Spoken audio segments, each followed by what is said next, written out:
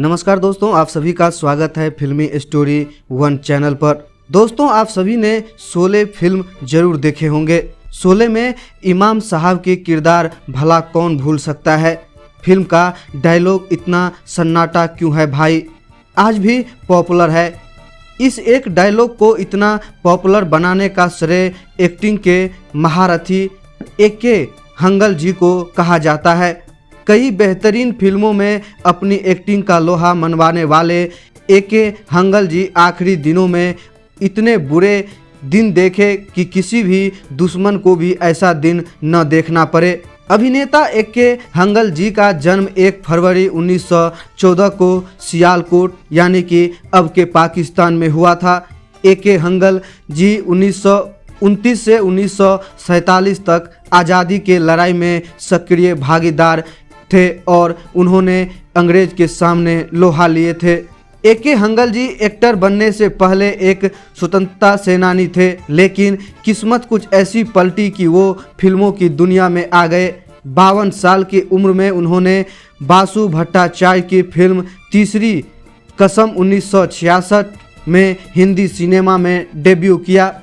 उन्होंने फिल्मों में कई यादगार किरदार निभाए, जिनके लिए ए.के. हंगल जी को हमेशा याद किया जाएगा। अपने 40 साल के फिल्मी कैरियर में ए.के. हंगल जी ने करीब 225 फिल्मों में काम किया। भले ही ए.के. हंगल जी को हिंदी सिनेमा में अहम योगदान दिया हो, लेकिन एक वक्त ऐसा भी था जब इंडस्ट्री में सब ने उनका साथ छोड़ दिया था। शायद ग्लैमर इंडस्ट्री का यही काला सच है। यहाँ लोग तभी तक आपको सिर आंखों पर बिठाता है जब तक आप सूरज बनकर चमकते हैं, लेकिन जैसे ही ये सूरज चमकना बंद होता है तो उसे अर्श से फर्श पर फेंकने में भी देर नहीं लगाते।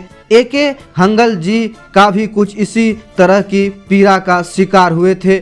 पद्म भूषण से सम्मानित ए.के. हंगल जी को अपने अंतिम दिनों में एक छोटे से कमरे में जिंदगी गुजारनी पड़ी।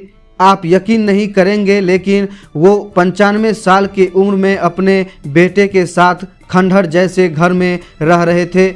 एक वक्त पर हंगल साहब की हाल इतनी खराब हो गई थी कि उनके पास दवाई और मेडिकल बिल भरने के पैसे तक नहीं थे।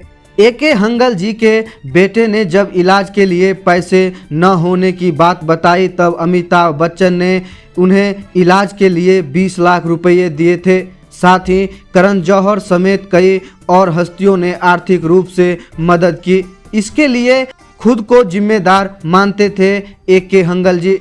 ए.के. हंगल जी का मानना था कि उन्होंने पूरी जिंदगी खुद के लिए कुछ भी बचा कर नहीं रखा। 13 अगस्त 2012 को ए.के. हंगल अपने घर के बाथरूम में फिसलकर गिर गए, जिसके बाद उनकी जांघ की हड्डी टूट गई और पीठ में भी चोट आई।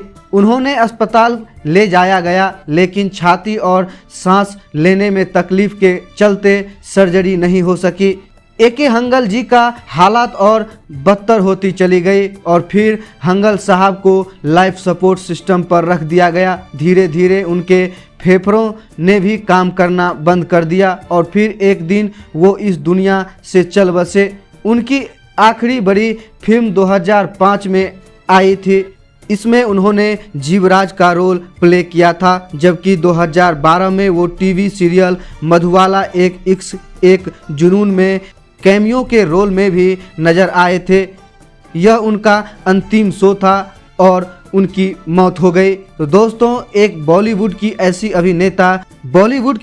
अभिनेता जो 225 फिल्मों से ज़्यादा फिल्मों में काम किया, लेकिन अपने आखिरी दिनों में उनको पास इलाज के लिए भी पैसे नहीं थे और बॉलीवुड के बड़े बड़े अभिनेता ने भी उनका साथ छोड़ दिया था।